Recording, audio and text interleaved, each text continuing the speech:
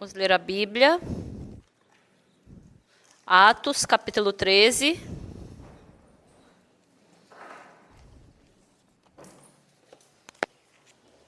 Atos, capítulo 13, a partir do versículo 1.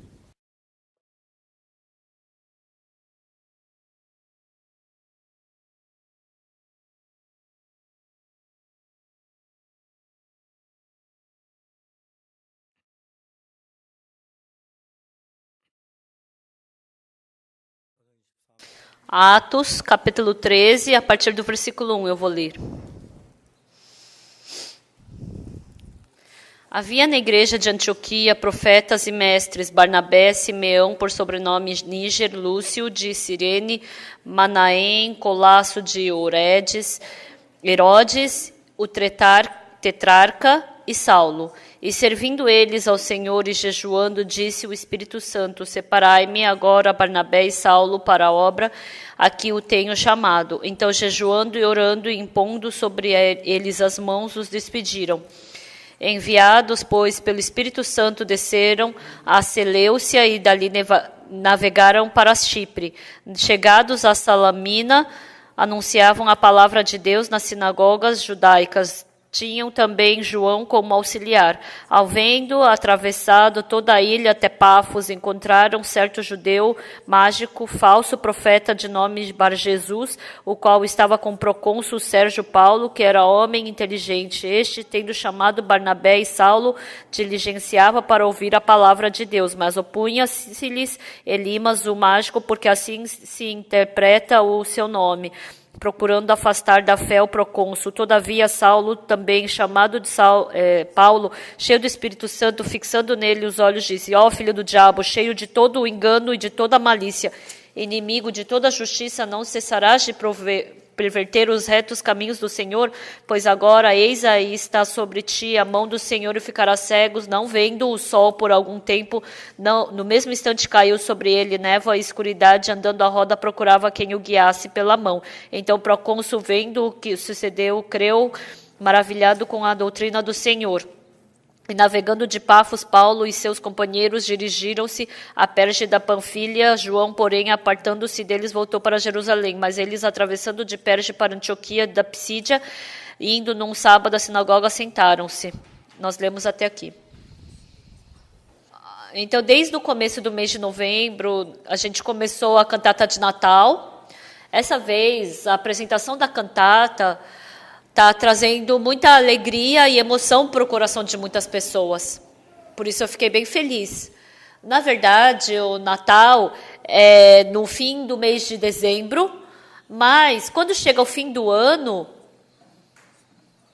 as pessoas, a tristeza, a dificuldade, o sofrimento que passaram por um ano, o coração delas fica cheio disso, mas no nosso coração também. Aqui tem o coração de luz e o coração de trevas, medo, preocupação, tristeza. Essas coisas são corações que pertencem à escuridão, mas pelo contrário, a felicidade, a alegria, essas coisas pertencem a um coração claro. Então, Jesus Cristo, porque ele se tornou luz, esse Jesus Cristo que é a luz, se ele iluminar o nosso coração somente pode ficar claro. Dessa mesma forma, Jesus Cristo, ele nasceu em Jerusalém, lá numa pequena manjedoura. A gente nunca viu uma manjedoura limpa, né? A manjedoura é suja, os animais, eles vivem ali, é um lugar cheio de cocô, sujo. Mas, assim que Jesus Cristo nasceu naquela manjedoura, os magos trouxeram incenso, trouxeram ouro, mirra, e os anjos dos céus começaram a cantar, a clamar, se transformou numa outra manjedoura, né? Quando tem a cantata, entre o segundo e terceiro ato, eu prego a palavra. Quando eu prego a palavra, eu tenho que tipo de coração? Então, para fazer a cantata, são 2 horas de apresentação.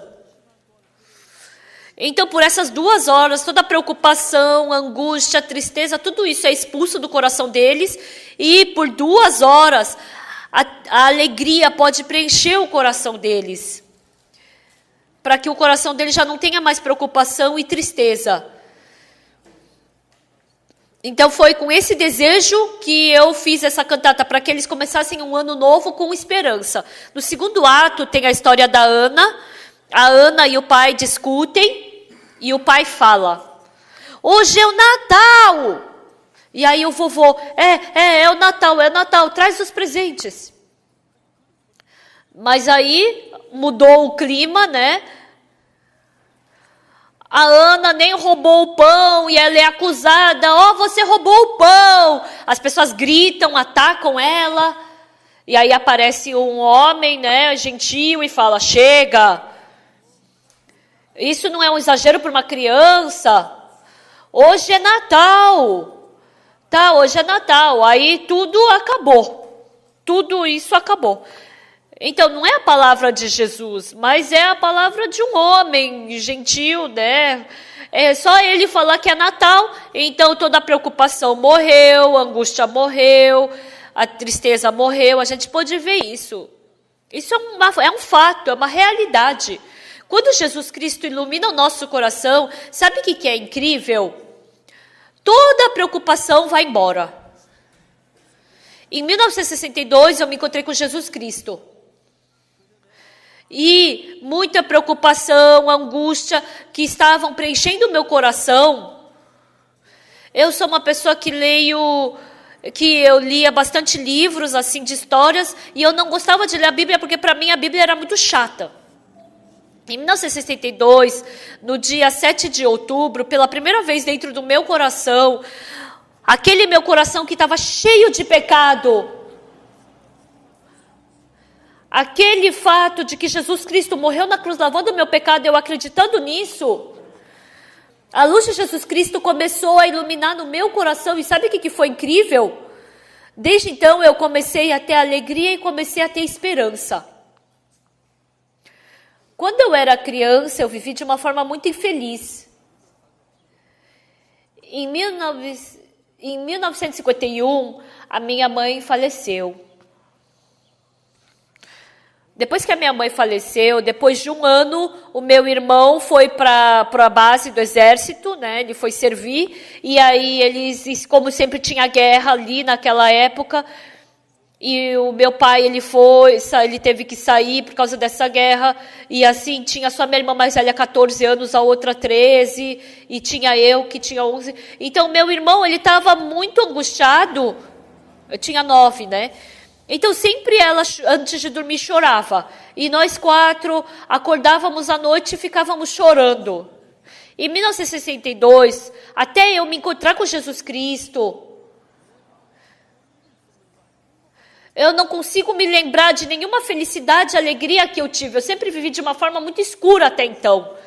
Em 1962, depois que Jesus Cristo entrou no meu coração, claro que depois teve dificuldades, problemas também, mas porque a luz sempre estava dentro do meu coração, eu tinha esperança.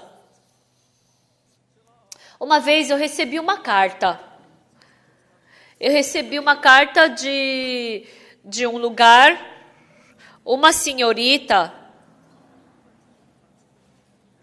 ela veio para Daejeon e ela foi para Daegu e ela se encontrou comigo e ela escreveu uma carta para mim. Desde então, essa irmã Shin Gyeongja, ela trabalhava na Casa da Moeda, e as pessoas ali dentro começaram a receber salvação. A Shin Gyeongja, depois que recebeu salvação,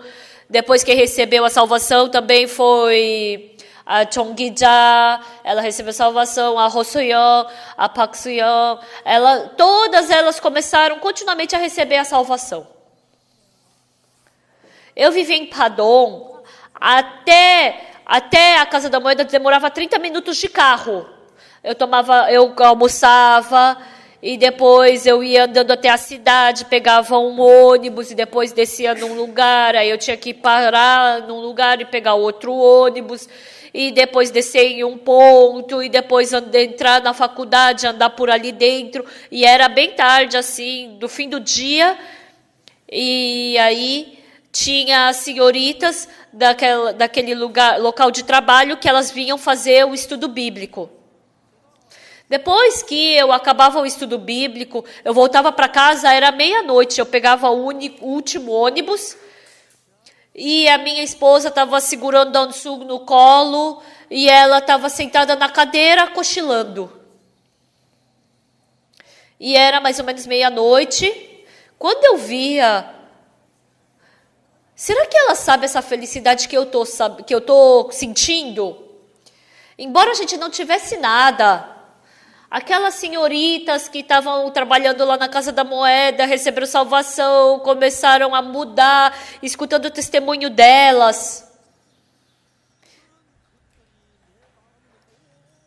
Todas essas coisas expulsaram as trevas do meu coração. Depois que eu recebi salvação e que Jesus Cristo entrou no meu coração, eu comecei a ler a Bíblia. E sabe o que foi mais diferente? Antes, o meu coração ele estava vazio. Eu jantava e não conseguia ficar sentado lá no meu quarto sozinho porque eu ficava sentindo vazio.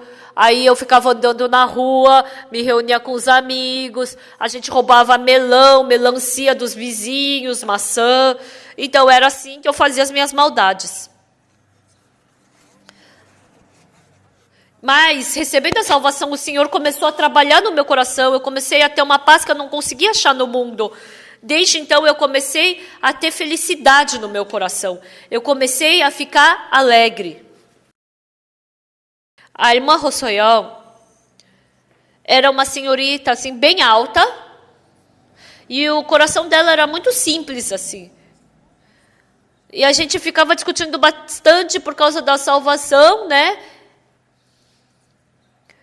Mas aquele dia era bem claro, né? E a lua tava iluminando bem forte. Aí eu pensei, nossa, hoje a Soyone, ela recebeu a salvação. E ela vai ser transformada. Ela é muito boazinha, né? Ela é alta, né? Agora não é mais assim, né? É brincadeira. Então, aquelas senhoritas, elas vinham até Padom. E vinham, participavam do culto, o dia inteiro ficavam na igreja, conversavam, depois participavam do culto à noite e voltavam para casa bem tarde. A felicidade, a paz que a gente não conseguia encontrar no mundo, começou a entrar no meu coração. Eu também, às vezes, tenho esses momentos. Eu me encontro com uma pessoa, um fulano A.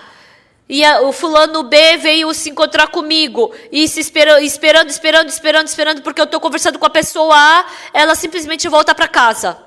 Às vezes acontece essas coisas. Parece assim.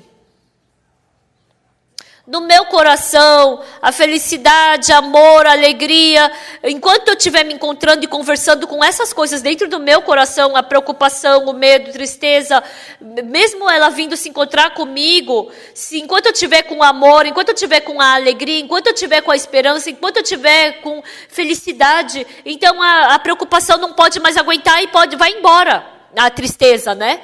E eu nem sabia que ela estava ali para me ver e foi embora. Então, eu tinha que ter uma preocupação e tinha que ter tristeza. Mas eu estou cheio de esperança, felicidade e gratidão. Deus, por meio desse amado Jesus Cristo, a gente recebeu esse precioso perdão do pecado. E assim o nosso coração se tornou um com o de Deus. Onde? Na Bíblia. Deus já falou que nossos pecados já se tornaram mais brancos do que a neve. E em Jeremias capítulo 31 está escrito que no versículo 34. Também perdoarei os seus pecados e também não me lembrarei mais deles, diz o Senhor. Então, a palavra de Deus, a gente não consegue compreender. Ah, mas Deus sabe de todos os meus pecados. Como Ele não vai se lembrar mais? Eu não sei bem mais. Se Ele falou que não vai mais se lembrar, então Ele não vai mais se lembrar. Então, quando a gente se encontra com Deus, vamos parar de falar do seu pecado sujo, do antigo. Agora, vamos encontrar na luz. Vamos nos encontrar na claridão. Eu já lavei seu pecado já se tornou mais branco do que a neve. Mas o que as pessoas ficam falando? Perdoa meu pecado. Por quê? Tem mania disso. Ai, me perdoa, eu errei. Deus está falando, por favor, para de ficar falando isso. Simplesmente agradece pelo perdão do pecado. Vamos nos encontrar com o coração claro. Entenderam? Deus deseja isso. Mas fica, Senhor, eu sou pecador. Ai, eu estou ficando agoniado. Quantas vezes eu já falei que eu já lavei seu pecado? Já falei que eu lavei mais branco do que a neve. Eu não me lembro mais do seu pecado. Por favor, acredite no que eu estou falando. Eu acredito piamente que Deus não se lembra mais do meu pecado. Eu não entendo. Porque Deus tem a cabeça tão boa, Ele tem uma memória tão boa. Como Ele não se lembra mais? Mas Ele falou que... também de nenhum modo eu me lembrarei dos seus pecados e das suas iniquidades para sempre. Mas ai meu Deus, eu fiz isso, eu sou assim.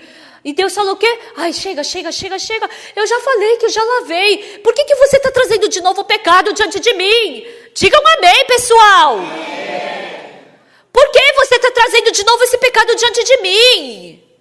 Ele está falando isso.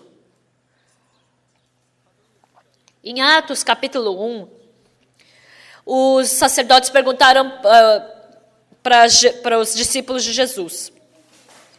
Quando a gente vê em cantata de Natal, está escrito, né, que os romanos vieram e os judeus estavam esperando Emanuel, né? E aí veio o Messias para eles. Então, Jesus veio como rei de Israel. Mas Jesus Cristo veio como para salvar toda a humanidade. Mas Israel estava esperando salvar só de Roma. Jesus Cristo estava subindo ali.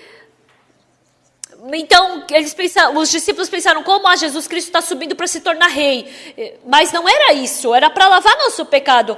E aí todos os discípulos se decepcionaram. E aí Jesus Cristo depois, Ele ressuscitou. E os discípulos pensaram, como? Agora que Jesus vai salvar o povo de Israel do Egito, de Roma. E é agora o tempo da salvação. Eles estavam perguntando para Jesus, né, se Ele ia salvar agora. Aí Jesus falou o quê? O tempo, somente Deus sabe. Isso não é vocês que têm que saber. Isso não é do interesse de vocês. Se o Espírito Santo habitar em vós, vós recebeis autoridade e pregareis o evangelho do arrependimento até os confins da terra, pela Judeia, por Samaria, em todos os lugares. Então, Deus era o Deus dos judeus.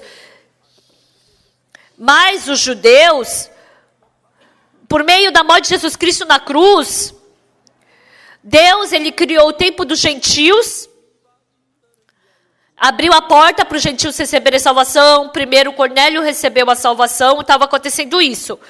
Então, em Jerusalém, Pedro, ele subiu no templo Formoso, né? E aí ele curou aquele coxo, e aí ele pregou para muitos judeus, e depois foi para a Judeia. E em Atos capítulo 8, Filipe, ele foi para Samaria. Por quê? Está escrito que em Samaria também devia pregar o evangelho.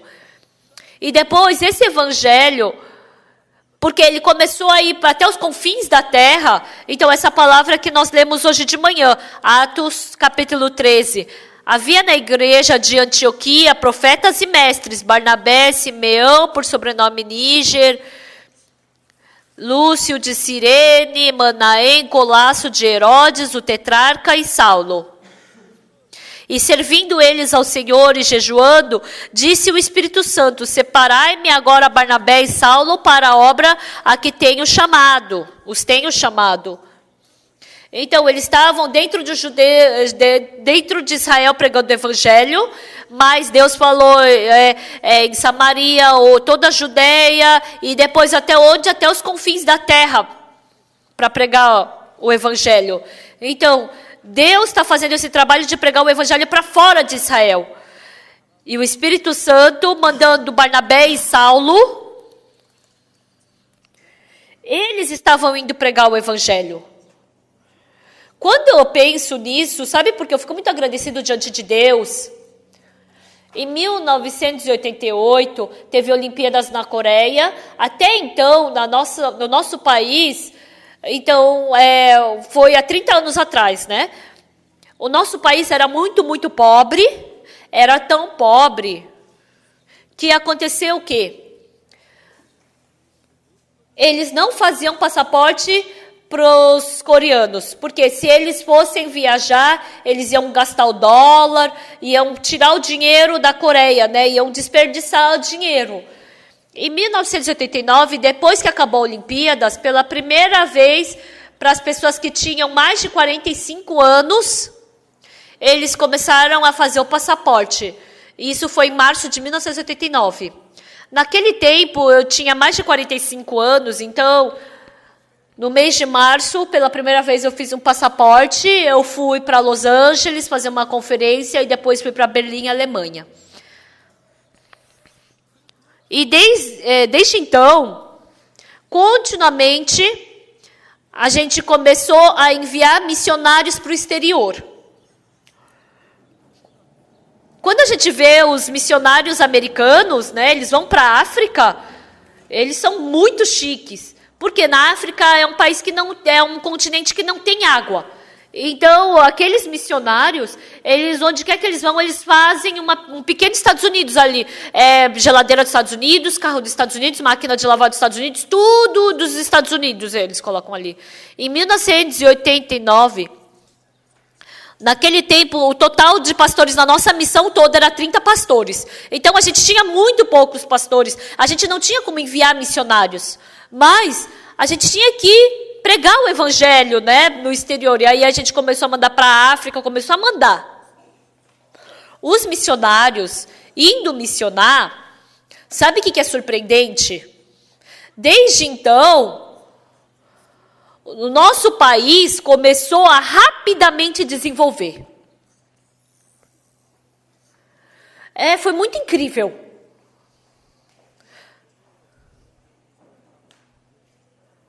Em Benin, a gente recebeu doação de um terreno de 30 mil pione, a gente construiu um centro lá. A gente não tinha dinheiro. Mas depois que a gente começou, no começo, a gente pensou em 2 milhões de dólares. A gente pensou, então vamos diminuir 1 milhão e 500 mil.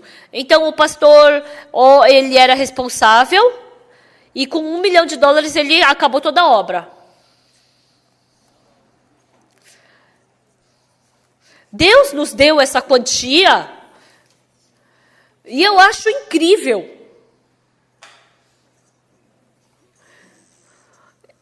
Esse valor todo Deus nos deu de uma forma tão agradável. Eu fiquei tão emocionado. Agora na Suazilândia, a gente está construindo um edifício lá, a Zâmbia, e aí agora a gente quer fazer em Suazilândia ano que vem, né? E porque Deus se agrada, a gente vê Deus ajudando. Desde então, a Coreia sempre estava pobre, difícil, e mandando os missionários para o exterior, e assim como está em Lucas capítulo 24, versículo 47, e em que em seu nome se pregasse arrependimento para remissão de pecados a todas as nações. Realmente, aquela remissão de pecados em que as pessoas preguem o arrependimento. As pessoas...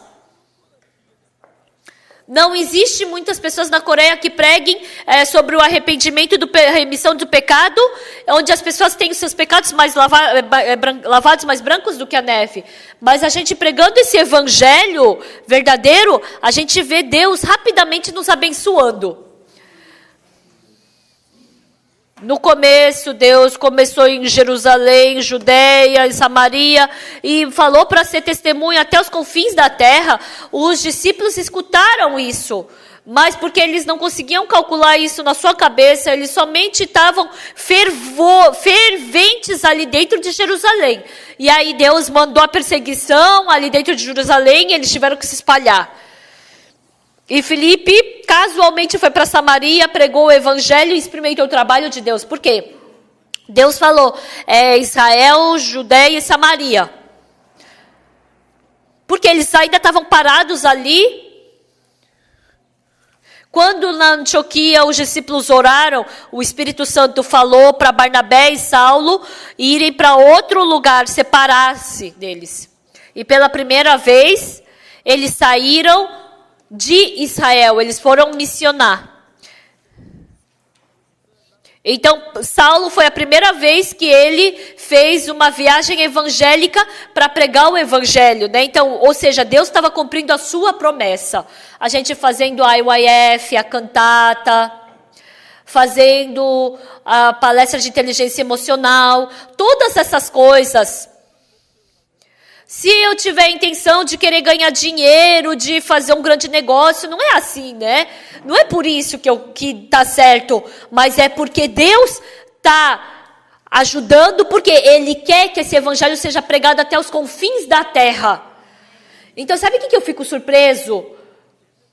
A gente faz em Tejona, a escola musical, em Kimchon, a gente tem a escola internacional. Então, a escola é internacional, mas não tem muitos estudantes internacionais, né? Mas a escola é internacional. Mas tendo essas escolas,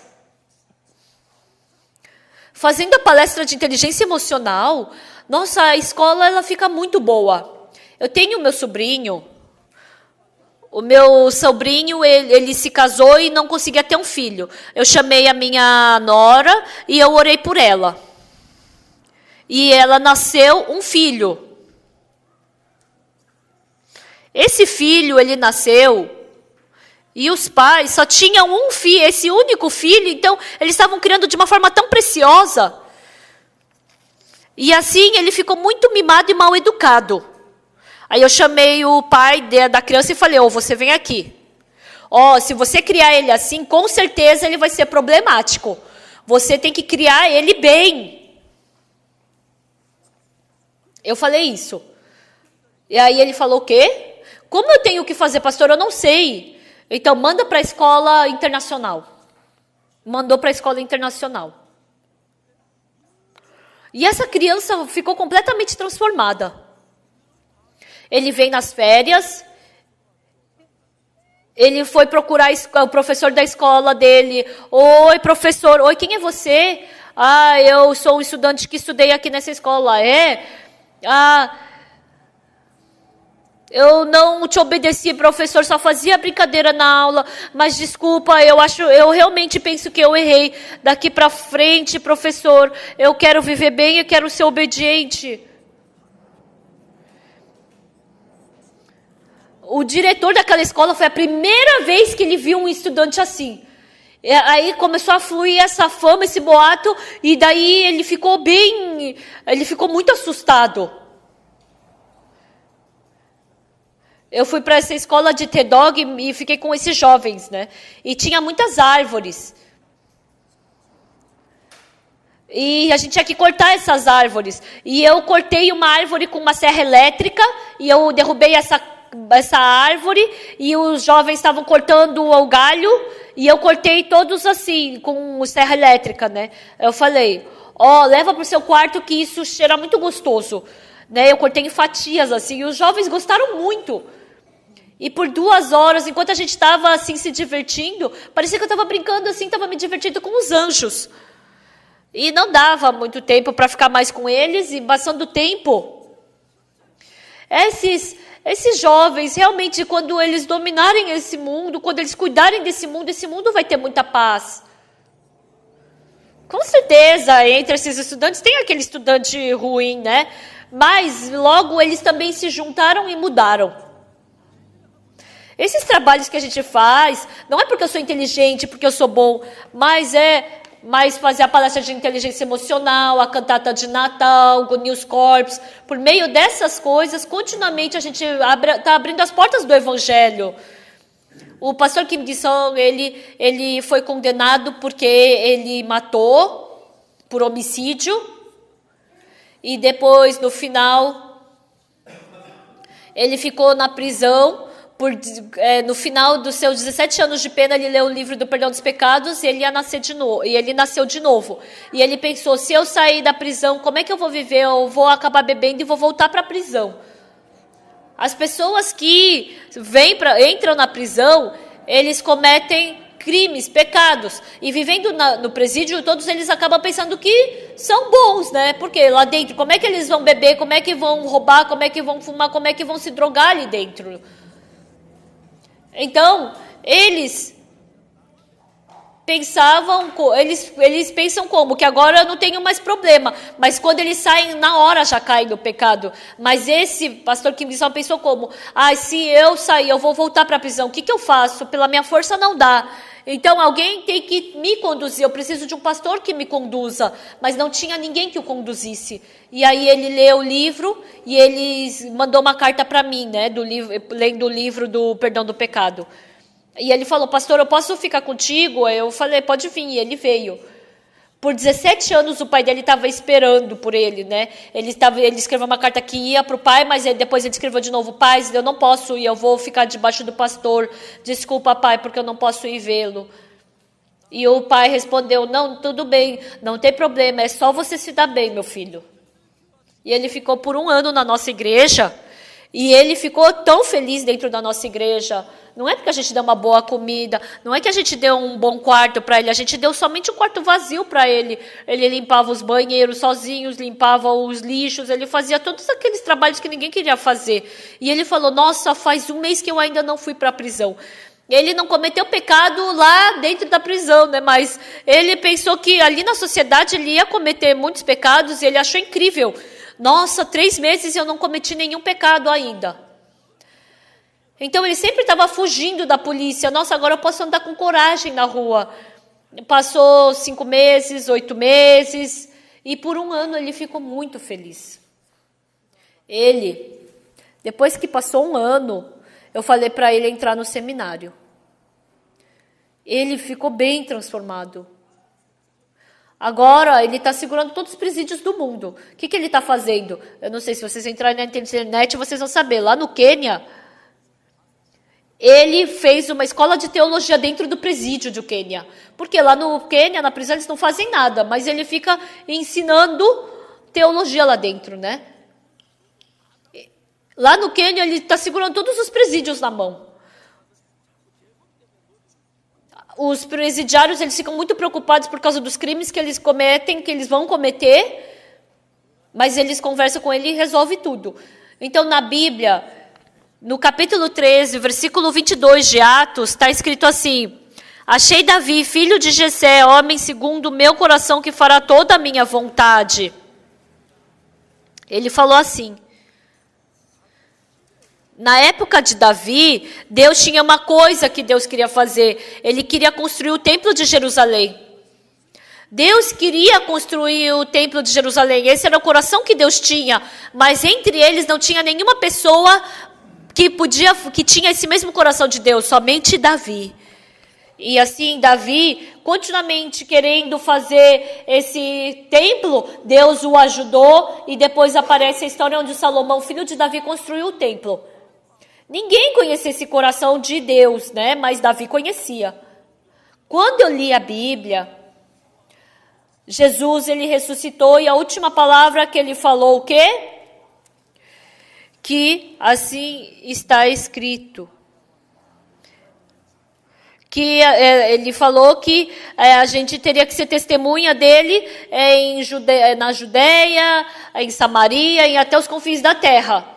Mas porque os discípulos não sabiam bem dessa vontade, em Jerusalém estava tudo cheio de Espírito Santo, mas só dentro de Jerusalém. Mas em Judeia, em Samaria, até os confins da terra não estava chegando esse evangelho. Então Deus, ele fez surgir a perseguição dentro de Jerusalém e fez com que todo mundo saísse de Jerusalém e se espalhasse pela Samaria, né? Está escrito no livro de Atos. E assim pregou o evangelho em todo Israel, Samaria. E aí foi pregado esse evangelho em Israel, Judeia, Samaria e até os confins da terra. Então tem que ter esse trabalho de pregar o evangelho até os confins da terra. Mas quando a gente vê os discípulos, eles não tinham nada a ver com isso. A igreja de Antioquia, os profetas e mestres, eles oraram e estabeleceram Barnabé e Saulo para irem pregar fora do país. Eles foram os primeiros missionários. Depois que eu recebi o perdão do pecado e ficando mais velho, dentro do nosso país também tem muitos missionários que estão pregando o evangelho. Disseram que vieram para pregar o evangelho. Mas quando eu vi as igrejas do nosso país, eu não sei o que aconteceu. Mesmo tendo uma cruz, prestando o evangelho, mas o que eles estão fazendo? Eles estão falando que são pecadores. Qual é o significado da cruz? Qual é o significado da cruz? Qual é o significado da cruz? Ele veio para lavar nosso pecado. Isso daí é o recibo que o nosso pecado foi perdoado. Isso é a cruz. Mas se diante da cruz eu ainda tenho pecado, ainda não foi resolvido o meu pecado, porque se eu digo isso diante de Deus, Deus fica angustiado. Por isso, no final do livro de Lucas está escrito, o que Jesus Cristo falou depois que ressuscitou? Pregasse o arrependimento para a remissão de pecados a todas as nações, começando de Jerusalém. Está escrito, né, na Bíblia. Então, esse arrependimento para a remissão do pecado, esse Jesus Cristo que morreu para lavar nosso pecado, ele é o que dá a remissão pelo nosso pecado. Lá em Dallas, nos Estados Unidos, a gente fez uma reunião com os líderes cristãos e tinham 300, né? E um desses pastores levantou a mão e falou, tenho uma pergunta a fazer. Pastor, por que o senhor fala como se a nossa vida espiritual não fosse nada? Eu perguntei, você é mesmo um pastor? Sim, eu sou um pastor. Você sabe que Jesus Cristo morreu na cruz pelos seus pecados ou não sabe? Sei. Então, aquele sangue que Jesus Cristo morreu na cruz para lavar nossos pecados, você sabe exatamente como foi isso? Se você não sabe, sente-se que eu vou te explicar. E aquele pastor não podia nem ficar sentado nem ficar em pé. Por quê? Se ele soubesse, por que ele não falaria então? E as pessoas ao redor dele falaram, fica quieto e senta aí, por que você está atrapalhando? A gente está escutando. E ele não podia falar mais nada e se sentou. Essa vez, sempre nesse CLF que eu vou, um deles levantou a mão e falou, né, em outro CLF, pastor, então o problema do perdão do pecado não é uma coisa fácil, então o senhor não pode julgar de uma forma fácil. Aí eu falei, a Bíblia inteira fala sobre o perdão do pecado. Se a gente vê pela nossa cabeça, a gente não enxerga, a gente não entende. Então, nas bodas de Caná da Galileia, faz sentido falar que aquela água se transformou em vinho? Faz sentido ou não? O enfermo havia 38 anos. Jesus falou para ele, levanta-te, toma o teu leito e anda. Isso daí faz sentido ou não faz? Lázaro morreu, ele estava morto e estava fedendo. E Jesus falou que ele ia ressuscitar. Não faz sentido isso. Realmente, quando não faz sentido, é porque na minha cabeça não faz sentido, mas eu acreditei. Acreditando, Deus trabalhou. Por que você quer ficar com a sua cabeça, querer entender? Se Deus falou que é justo, é justo. Se Deus falou que Ele não se lembra mais do meu pecado, é só eu acreditar. Mas eu vou ficar, Deus, eu sou pecador, desculpa. Isso é problema. É aí que começam todos os problemas. Uma das mulheres do discípulo do profeta, Ela foi para toda a vizinhança e pediu vasilhas vazias para encher com uma vasilha de azeite. Isso não faz sentido, não é? Mas a mulher do discípulo dos profetas, ela foi acreditando. E uma mulher que até agora viveu carnalmente, ela derramou aquela vasilha e continuamente saía óleo. Isso é incrível. Deus trabalha através dela. Não é porque compreende, porque combina com a minha cabeça. Meu pensamento sempre fica contra a palavra de Deus. Mas eu vou acreditar nesse meu pensamento ou vou acreditar na palavra de Deus? É aí que está a decisão. Então, na época do dilúvio de Noé, parecia que nunca ia chover, mas Deus mandou preparar a arca. Noé e a sua família prepararam a arca, mas as outras pessoas disseram o quê? Não faz sentido, que chuva, o quê? Para que arca? Essas pessoas não acreditaram na palavra e receberam maldição. Vocês também, pessoal, o que combina com os seus pensamentos, você não precisa ser uma pessoa que acredita em Deus para acreditar naquilo que combina com o seu pensamento.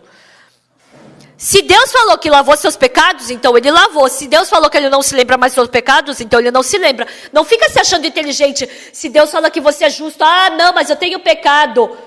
Então essa pessoa está contra Deus e essa pessoa fica contra Deus. Na Coreia eu briguei com muitas pessoas por causa disso. No exterior eu me encontrei com muitos pastores.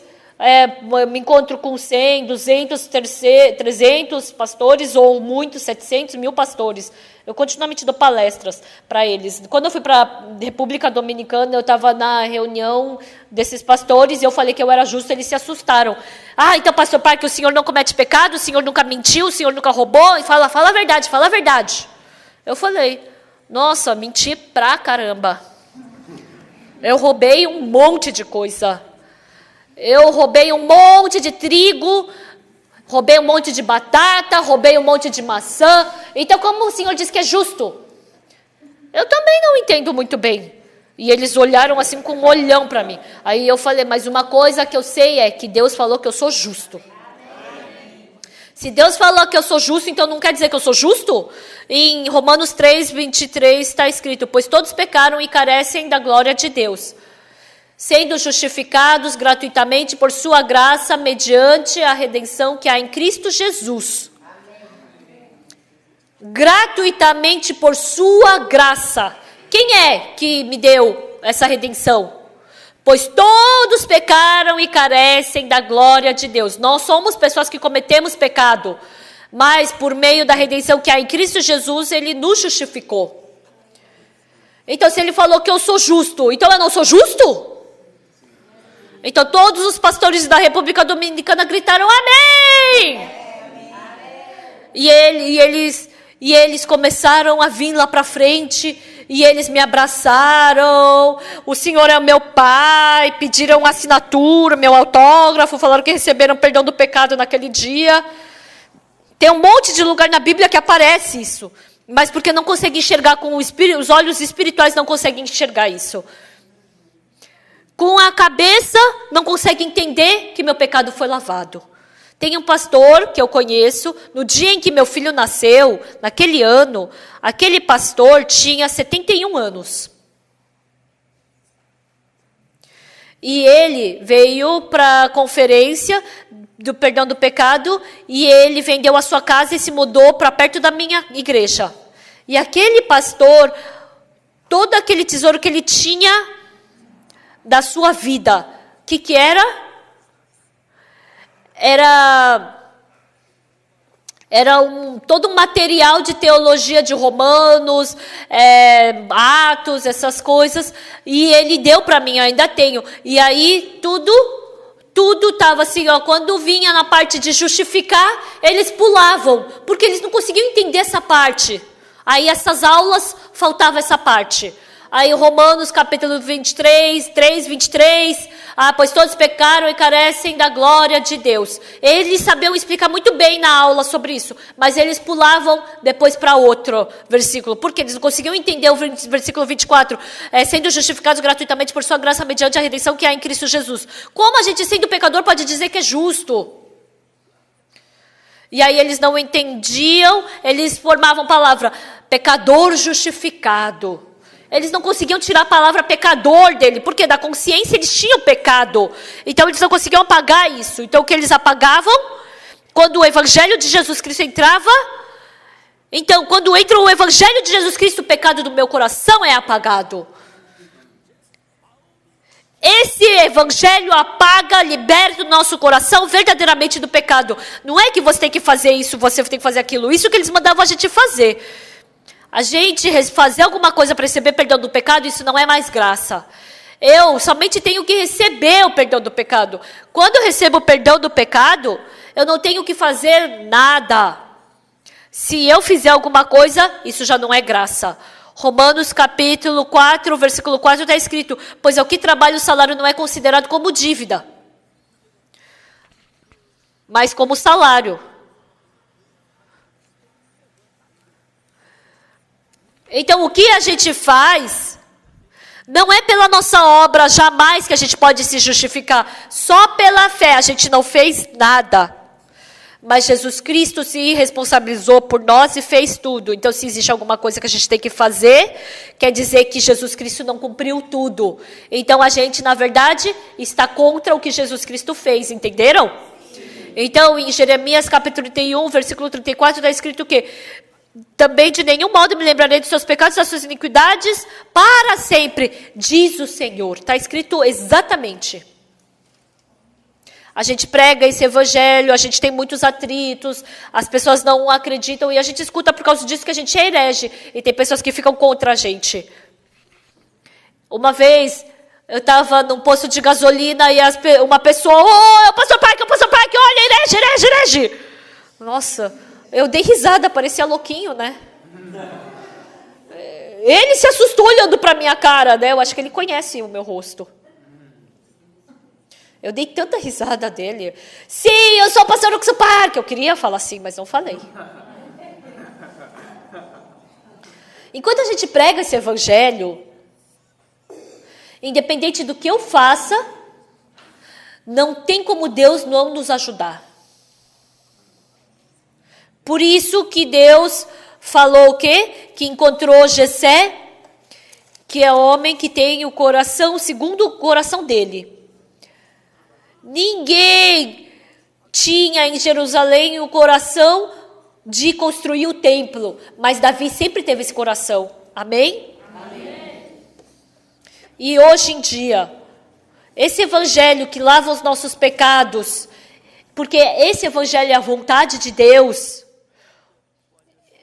Hoje, o secretário do rei da Suazilândia, depois que acabar o culto, eu vou pegar o voo para ir para a Suazilândia.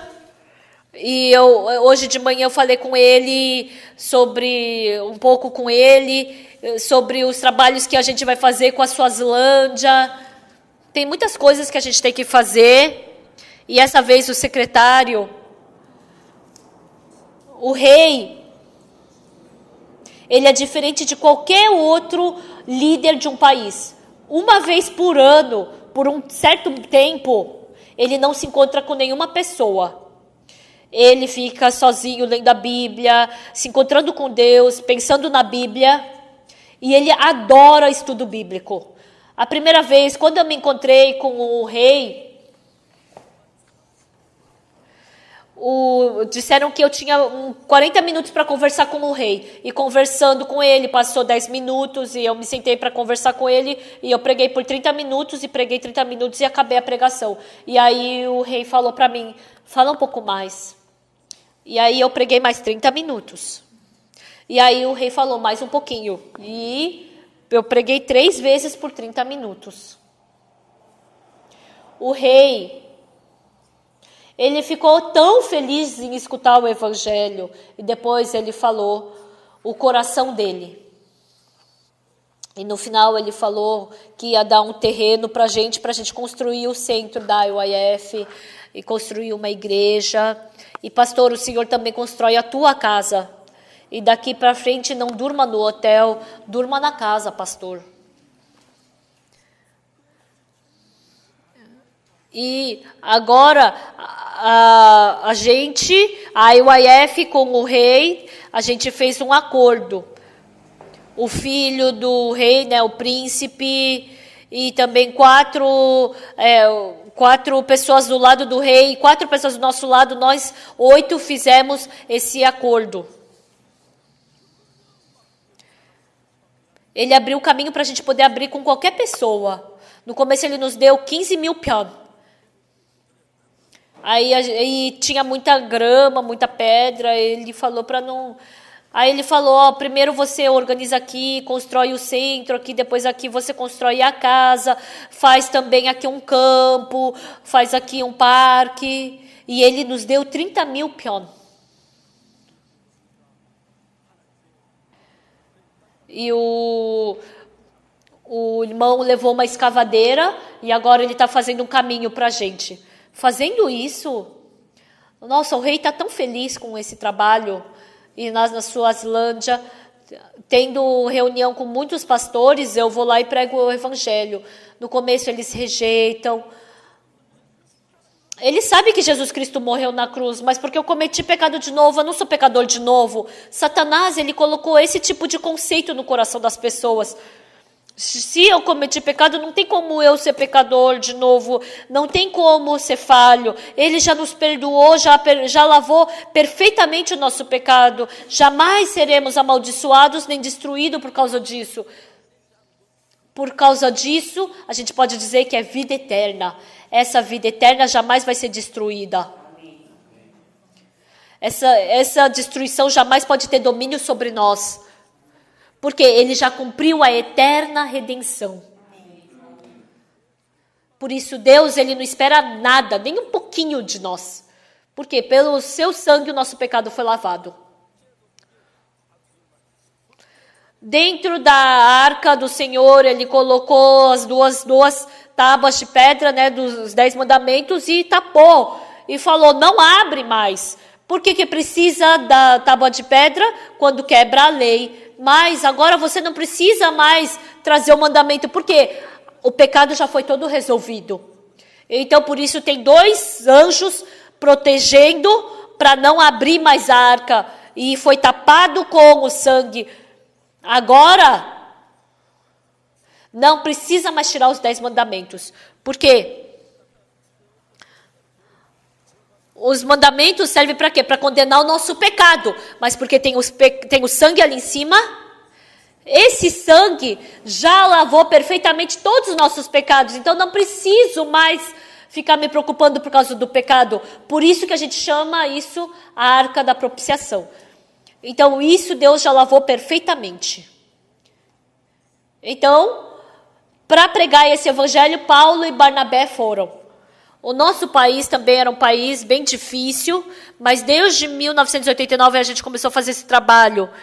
Não tinha motivo do nosso país viver bem, porque não tem petróleo, não tem também recursos naturais, a gente sempre passou fome, o nosso país sempre viveu de uma forma muito miserável.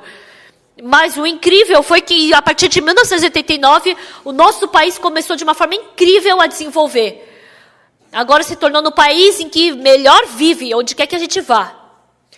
Ontem à noite, eu peguei um ônibus de Busan até aqui, demorou 2h10. Eu não conseguia nem imaginar isso. Na Europa, eles dizem, não vendam produtos para os coreanos. Se vocês venderem um produto, depois de 6 meses, eles fazem um produto igualzinho e melhor e vendem pela metade do preço. Isso sabe o que é? É o metrô. A gente não sabia fazer metrô. E aí a gente comprou lá da França e imitou. E depois de alguns anos, a nossa tecnologia está muito melhor. E agora a gente está exportando essa tecnologia. No Brasil também, né? Daqui para frente, eles vão comprar. Quem quiser comprar, fala para vir para a Coreia. Eu me encontro com os ministros, às vezes, e teve uma reunião com os ministros, e eles queriam comprar ferro, e eu liguei para eles, que ele queria comprar aço, né?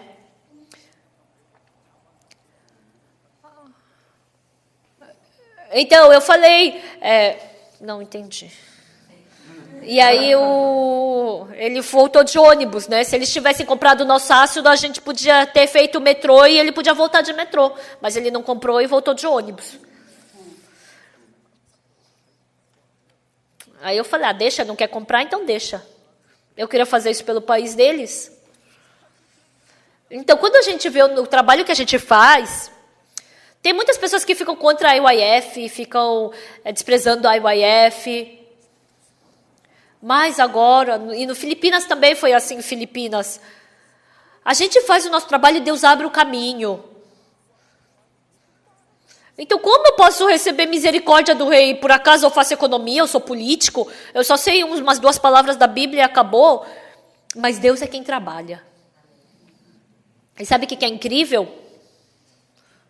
Todas as pessoas que participam disso são abençoadas. Então, eu vivendo, achei Davi, filho de Jessé, homem segundo o meu coração, que fará toda a minha vontade. O que Deus deseja hoje é que esse evangelho seja espalhado no mundo inteiro. Amém. O ancião Kimondar, uma vez lá no Fiji,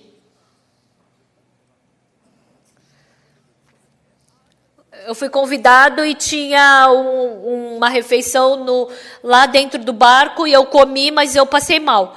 E aí, no dia seguinte, eu passei mal e eu falei para o pastor Pacuamone ir pregar porque eu estava com muita dor de barriga. E ele foi. E o pastor e o ancião Kimondar, ele estava pregando para o guardinha ali da frente e ele pregou. E ele recebeu a salvação, o guardinha. Mas mas o inglês dele é péssimo. Eu não sei muito bem o nível do inglês dele, mas ele pregou o evangelho e recebeu a salvação, mesmo ele não sabendo falar bem inglês. Então, ele pregou o evangelho para uma pessoa e recebeu salvação e trouxe outra pessoa e ele também recebeu salvação. Ele ficou tão feliz que não podia mais viver, né? Assim, de tão feliz que ele estava. E eu falei, você vive aqui, ancião Kimondar. Ele ligou para a esposa dele e mandou a bagagem e eles estão vivendo agora no Fiji. Toda a minha vida, comer, minha atitude, minha ação, é tudo pelo evangelho. Então, Deus, eu posso ver me ajudando em 10.000 coisas, em 1 milhão de coisas. Deus falou, achei Davi, filho de Jessé, homem segundo o meu coração, que fará toda a minha vontade. Então, Deus queria construir o templo de Jerusalém, mas somente Davi tinha esse coração de Deus. Por isso, Davi preparou todas as coisas para construir esse templo. Pregar o evangelho. Isso é a vontade de Deus. Se eu pregar o evangelho até agora... Então, a maioria das igrejas acreditam como? Que eu sou pecador. E as pessoas choram, ficam implorando pelo perdão do pecado. Coitada dessas pessoas. Na Bíblia, se Jesus Cristo falou que a gente é justo, por mais que eu tenha pecado, se Jesus Cristo fala que eu não tenho mais pecado, se o juiz fala que eu não tenho pecado, então não tem mais pecado. Mas Deus está falando, a gente está falando para Deus, Deus, perdoa meu pecado, Deus odeia isso. Deus, se eu traduzir exatamente Deus, eu sou pecador, quer dizer o quê? Deus, Jesus Cristo não conseguiu lavar meu pecado na cruz. Se eu disser que eu sou pecador, entenderam? Sim. Eu dizer que Jesus Cristo não conseguiu lavar meu pecado, quer dizer o quê? Que Jesus fracassou na cruz.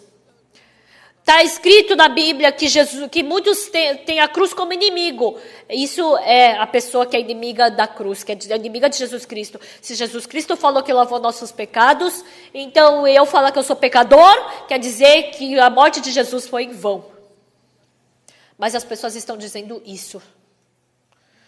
O irmão, essa vez, é bem idoso, ele se encontrou comigo. Então, o senhor tem pecado, né? Tenho, né? É você que é herege que diz que não tem pecado. Aí eu li para ele, Romanos capítulo 53, versículo 6, né? Todos nós andávamos desgarrados como ovelhas, cada um andava pelo seu caminho, mas ele fez cair sobre nós o pecado. Mas eu tenho pecado. Tá, lê mais uma vez. Mas tem pecado? Sim, tenho pecado. Só uma pessoa como você que diz que não tem pecado. Mas o que está escrito na Bíblia, eu perguntei. E essa pessoa se assustou. Mesmo lendo, não sabe. Por quê? Não tem condução do Espírito Santo. Aí calou a boca. Mas mesmo assim a senhora tem pecado? Aí essa idosa já não podia mais responder. E ela foi embora feliz porque recebeu o perdão do pecado. Essa vez eu fui para Tejon, um tempo atrás, e me encontrei com ela e perguntei, e ela, tá indo para a igreja, sua sogra? Ela tinha já uns 84 anos, né? Eu acho que agora deve ter uns 90. E eu liguei para ela, e eu abri a Bíblia, e eu falei, e ela chama as pessoas pelo telefone e fala, olha, aqui está escrito na Bíblia que nosso pecado foi lavado. Pessoal, a gente tem que viver dentro da vontade de Deus. A vontade de Deus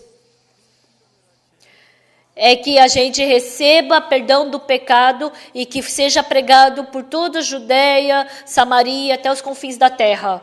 Pessoal, quando vocês criarem seus filhos também, não é só criar bem, se tornar um ministro e rico. Não pensem assim. Esses meus filhos, como eles podem ser utilizados para pregar o evangelho? Deus, por favor, faça com que eles sejam utilizados para pregar o evangelho. Então, a gente enviou missionários para quase todo o mundo inteiro. Ainda há muitos países ainda que não entrou, né? Mas a gente tem que mandar esses missionários. Antes que as outras pessoas vão, tem que surgir pessoas que orem. Por favor, Deus, que meu filho seja enviado para lá. Ou pregue o evangelho na Coreia, onde quer que seja. Então, Deus não tem como não lhe abençoar. Paulo e Barnabé, eles partiram de Antioquia e eles foram para uma ilha, até Pafos, e aí eles estavam pregando para um judeu, mas tinham pessoas que estavam impedindo para que não acreditassem. Aí o que Paulo fez? Aqui está aparecendo, né, na Bíblia.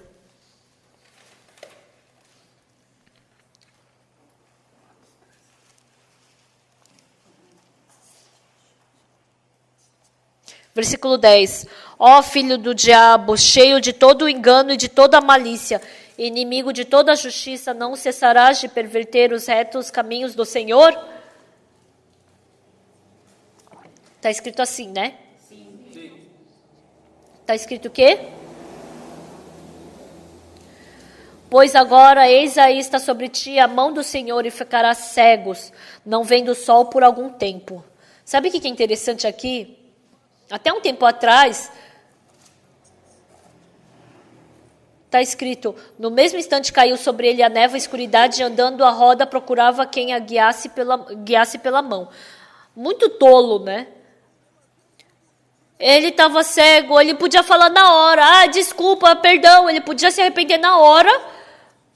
Eu realmente cometi maldade, agora eu não vou mais cometer. Mas o que ele estava fazendo? Procurando alguém que o guiasse pela mão. As pessoas normalmente fazem isso. Por que ele ficou cego?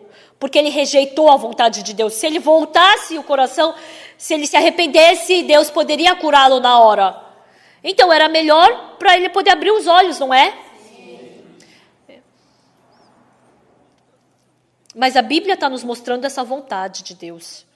Então a gente prega o evangelho, tem pessoas que ficam contra o evangelho. As pessoas que nos ajudam, Deus abençoa. As pessoas que ficam contra, Deus amaldiçoa. E a gente pode ver esse incrível trabalho de Deus. Se não fosse assim, como a gente poderia pregar esse evangelho no mundo inteiro? Como a gente poderia testemunhar esse evangelho no mundo inteiro? Fazendo esse trabalho. Não vivam somente para poder sobreviver, comer e viver. Vamos viver para o evangelho, porque a gente recebeu o perdão do pecado. Mesmo que a gente comendo isso, eu tenho que viver pelo evangelho, ficando saudável. Quando eu me vestir, vestindo essa roupa, eu vou pregar o evangelho. Quando criar um filho, esse filho vai ser criado para pregar o evangelho. Comprando essa casa, dentro dessa casa o evangelho vai ser pregado. Se o seu coração fluir para esse lado, por mais que você não faça todas as coisas bem, o seu coração se torna um com o de Deus, o seu coração vai combinar com o de Deus.